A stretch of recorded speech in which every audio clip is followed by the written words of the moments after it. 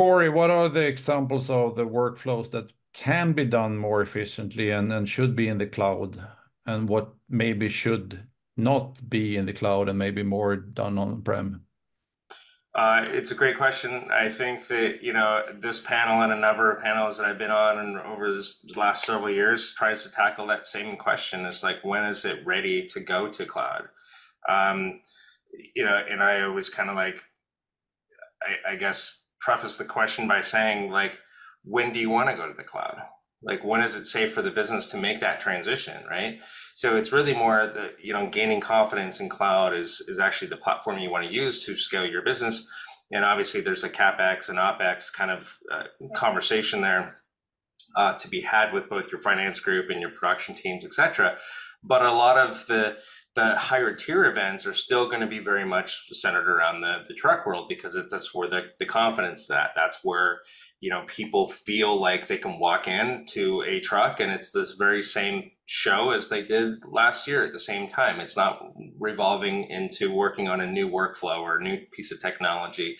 But a lot of the cloud stuff is emerging tech, so you don't really see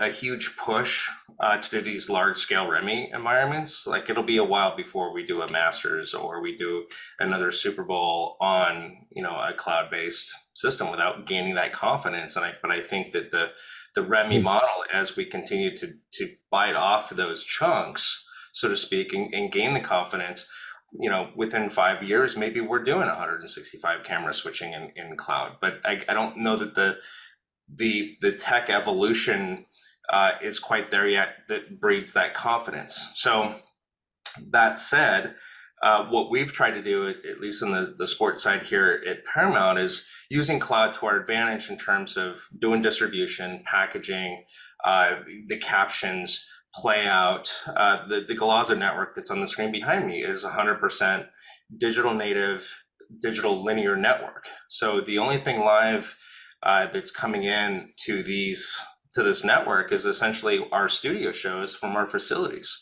whether it's a live match coming from a European provider or it's something that's coming in on satellite or baseband. It all gets converted at some point to IP to our cloud-based workflow. So as we have these studio and desk shows, they're just providing contribution to a cloud native based playout and distribution infrastructure. So the things that we've been able to kind of take on is really kind of the master control and beyond operations right now, as we continue to build kind of these hybrid workloads to focus on things like, do we need craft edit in the facility anymore? Can we actually migrate our asset management system to cloud?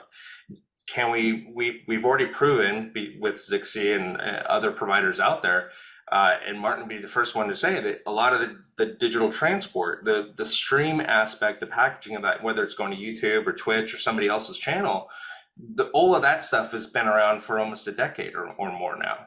So, as we continue to kind of bite off the low-hanging fruit, we're going to get closer and closer to kind of that true REMI model where we're actually starting to do live switching in cloud. And I think that's the next frontier, is how do we help the production folks do a better show, but using cloud technology in which to do it, and not in a replacement standpoint, but as an augmentation to their existing environment. Because quite frankly, we need to have, because of the nature of live, whether it's sports or not, there are certain things that cloud can help us with, and there's certain things that it just makes sense to still do it on ground based production at a venue.